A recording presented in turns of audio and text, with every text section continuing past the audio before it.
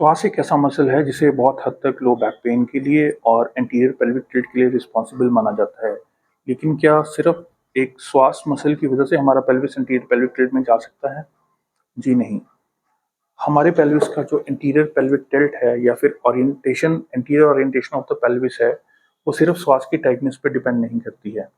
Anterior pelvic tilt एक एक systemic issue है और इसके वेरियस कारण या वेरियस रीजंस हो सकते हैं।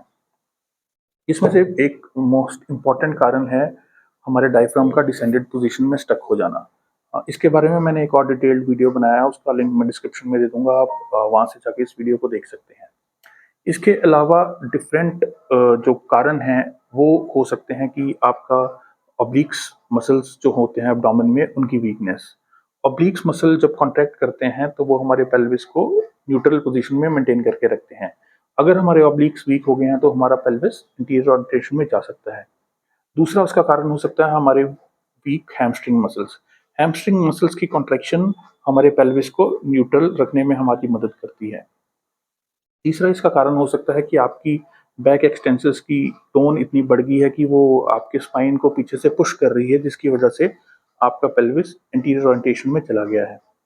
इसके अलावा इसका एक कारण हो सकता है कि आपके हिप के पास इंटरनल रोटेशन मूवमेंट अवेलेबल नहीं है, जिसको पाने के लिए आपका पेल्विस एक कंपनसेशन क्रिएट करके इंटीरियर टिल्ट में जा रहा है ताकि आप इंटरनल रोटेशन गेन कर पाओ और आप इफेक्टिव फोर्स प्रोडक्शन कर पाओ। हमारा जो श्वास मसल है वो आप यहाँ देख पाएंगे। श्वास मसल का ओरिजिन हमारे लोअर स्पाइन से होता है, राइट। इसके दो फाइबर्स हैं, ओरिजिन और इंसर्शन हमारा लेसेटोकेंटर पे होता है। इस मसल के तीन मेजर फंक्शंस होते हैं। जो पहला फंक्शन है वो है, अगर आपका लेफ्ट साइड का श्वास कॉन्ट्रैक्ट करेगा तो वो आपकी स्पाइन को राइट की तरफ को रोटेट करवाएगा, राइट। दूसरा उसका फंक्शन होता है, अगर लोअर फाइबर्स कॉन्ट्रैक्ट करेंगे तो वो हमारे हिप को एक्सटर्नल रोटेशन में लेके जाएंगे। और अगर ये दोनों फाइबर्स इकट्ठे कॉन्ट्रैक्ट कर रहे हैं तो हमारा फीमर का फ्लेक्शन होगा, हमारा हिप का फ्लेक्शन होगा, राइट। अब अगर जो मैंने अभी कारण बताया उन उन किसी कारण की वजह से हमारा पेल्विस एंटीरियर ओरिएंटेशन में चला गया है, तो हमारा इंटीरियर ओरिएंटेशन में जाने की वजह से हमारा जो पेल्विस है वो एक्सटर्नल रोटेशन में चला जाता है, जिसकी वजह से साथ में हमारे फीमर्स भी एक्सटर्नल रोटेशन में चले जाते हैं। अब इस पोजीशनिंग की वजह से हमारा जो श्वास है वो मसल टाइट हो जाता है। और अगर हम ये सोचें कि हम इस मसल की टाइटनेस को रिलीज करके, इसको स्ट्रेचिंग कर करके हमारी एपीटी को करेक्ट कर सकते हैं, तो ये बिल्कुल ही गलत है। ये हम कभी भी अचीव नहीं कर सकते। हाँ, ये आपका स्ट्रेचिंग, श्वास की स्ट्रेचिंग आपकी कुछ सिम्टम्स कुछ दिन के लिए रिलीज कर देगी, पर सूनर और लेटर, क्योंकि आप एक सिस्टमिक कारण की वजह से एपीटी में है, आपका श्वास रिलीज नहीं होगा और वो रिलीज फील नहीं करेगा। तो हमें बेसिकली करना क्या है? हमें ये करना है कि हमारे वो मसल्स जो इस पोजीशन को रिवर्स कर सकते हैं, हमें उनकी स्ट्रेंथनिंग करनी है, राइट। तो हमें अपने ऑब्लिक्स को स्ट्रेंथन करना है, हमें अपने हैमस्ट्रिंग को स्ट्रेंथन करना है, हमें अपने लो बैक को रिलीज करना है, राइट, ताकि वो उसे आगे की तरफ पुश ना कर रखे।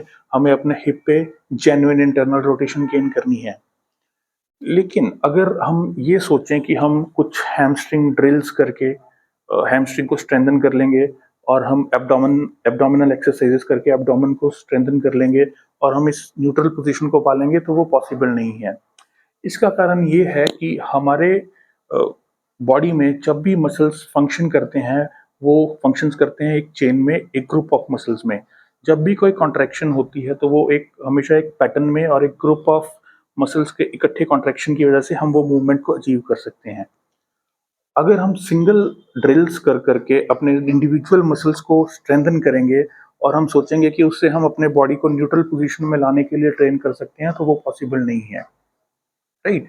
तो there are some specific techniques and some specific exercises जिसके द्वारा ये हम अचीव कर सकते हैं। अभी नेक्स्ट क्लिप में आप जो एक्सरसाइज देखोगे उनमें से वेरियस एक्सरसाइज में से जो एक ये एक्सरसाइज है वो सेम टाइम पे आपके पेल्विस को पोस्टीरियर टिल्ट में लाने की कोशिश करेगी, साथ ही इन ग्रुप ऑफ मसल्स को स्ट्रेंथन करेगी, जो कि आपके इस कंडीशन को रिवर्स कर सकता है। और जब आपका ये टिल्ट रिवर्स होगा तो आपके श्वास की टाइटनेस अपने आप रिलीज हो जाएगी और इस प्रकार से आप अपने बॉडी को एजुकेट भी कर पाएंगे एक न्यूट्रल पोजीशन में रहने के लिए, और उसे बार बार श्वास मसल को टाइट करने की जरूरत नहीं पड़ेगी।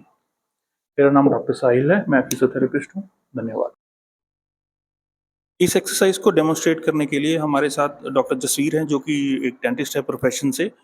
ये हमारी हेल्प करेंगे इस एक्सरसाइज को डेमोन्स्ट्रेट करने में। तो इस एक्सरसाइज को करने के लिए पहले हमें अपने दोनों पाँव को 90-90 डिग्री पोजीशन पे दीवार पे लगाना होगा। हमारा हिप का एंगल और हमारे नी का एंगल 90 डिग्री होना चाहिए। हमारे जो टोज़ हैं वो कंप्लीटली स्ट्रेट होने चाहिए। हमारे पाँव बाहर की पोजीशन में नहीं होने चाहिए, वो अंदर की तरफ लगे होने चाहिए। इसके साथ ही हमारे जो पाँव हैं वो हमारे नीज से थोड़े से वाइड होने चाहिए। अब हम एक सिंपल बॉल या एक पिलो को अपने दोनों थाइस के बीच में रखेंगे और उसे जेंटली हल्का सा प्रेस करके पकड़ लेंगे। इसके बाद अब हमें क्या करना है, हमें अपने फोर आर्म्स को 45 डिग्री एंगल पे पाम्स अप करके दीवार की तरफ को उठाना है। अब इसके साथ हमें क्या करना है, हमें अपने पेल्विस को पोस्टीरियरली टिल्ट करना है। हमें अपने पेल्विस को पोस्टीरियरली टिल्ट करना है और अपने टेल बोन को ऑफ द फ्लोर कर लेना है। मैं चाहूँगा डॉक्टर जसवीर जी एक बार अपने पेल्विस को डाउन रखें और दोबारा से डेमोन्स्ट्रेट करें कि हमें अपने कैसे अपने पेल्विस को ऊपर की तरफ उठाना है। बस इतना हमें अपने पेल्विस को पोस्टीरियर टिल्ट करना है ताकि हमारा जो टेल बोन है वो ऑफ द फ्लोर हो जाए, लेकिन एट द सेम टाइम हमारी लो बैक फ्लोर के साथ टच करती रहनी चाहिए। अब इसके बाद हमें क्या करना है, हमें अपना मुंह बंद करते हुए अपने नाक से एक डीप इनहेल करते हुए अपने छाती को फुलाना है और जो इनहेलेशन है इट शुड बी एज काम एज पॉसिबल।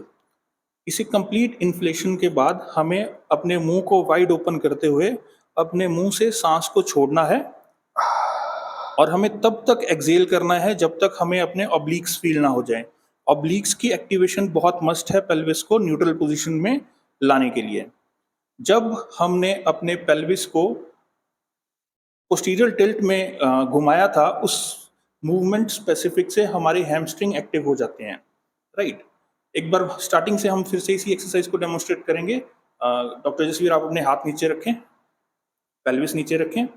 अब दोबारा से अपने पेल्विस को लिफ्ट करें, सिर्फ इतना कि आपकी tail bone of the bed हो जाए और आपका जो लो बैक है वो फ्लोर के साथ लगा रहे। अब इस पोजीशन को हम होल्ड कर लेंगे। अपनी आर्म्स को हम 45 डिग्री एंगल पे दीवार की तरफ को रीच करेंगे, पाम्स अप। अब हम अपने नाक से इनहेल करेंगे और एक्सहेल करेंगे। एक्सलेशन करते हुए हमें क्या करना है, ऑन एवरी एक्सलेशन हमें अपने थाइस के बीच में जो बॉल पकड़ी है उसे प्रेस करना है। Very good. फिर मुंह बंद करके इनहेल करेंगे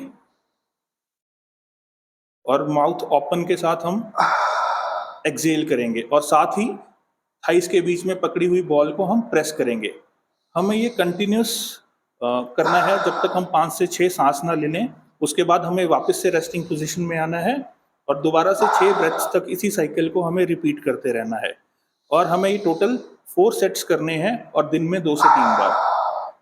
इससे हमारे हैमस्ट्रिंग की स्ट्रेंथनिंग होगी, हमारे ऑब्लिक्स एक्टिव होंगे और एट द सेम टाइम हमारे एडक्टर्स भी काम कर रहे हैं जो कि एक इफेक्टिव हिप इंटरनल रोटेटर्स हैं। ये पैटर्न हमें अपने पेल्विस को रीएजुकेट करने के लिए हेल्प करेगा ताकि वो एपीटी से निकल के न्यूट्रल पोजीशन में आए। धन्यवाद।